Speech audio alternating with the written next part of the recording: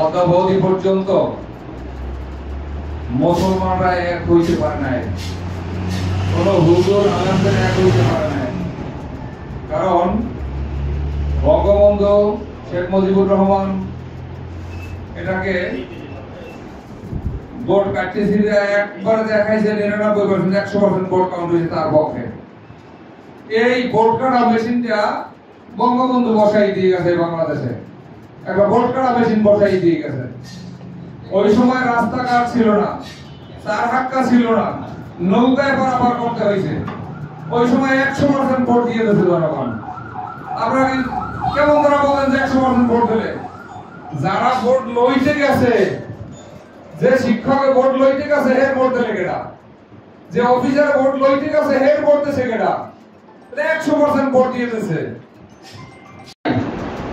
তদ্রুপ এই আওয়ামী লীগ যতবার ক্ষমতায় রয়েছে ওই ভোট মেশিন, ভোট লইনে মেশিন বানাইয়ে রয়েছে। এরা কারো ভোট দেওয়া দরকার হয় নাই।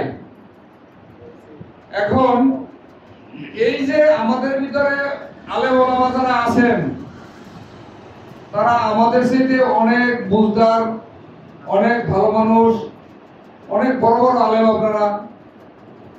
আপনাদের ভিতরে অনেক কিছু বোঝার আছে, আপনাদের কাছ থেকে আমাদের বোঝার আছে। যেমন 16 পারার কোরআন শরীফ আপনারা, 30 পারার কোরআন শরীফ আপনারা মুখস্থ রাখেন, আমাকে উমিমানের দ্বারা সম্ভব না। আমরা 10টা মোবাইল নাম্বার এই মুখস্থ রাখতে পারি, নিজের রাখতেই কষ্ট। অনেক হাফেজ আছে টটল করে সব করে দিবে।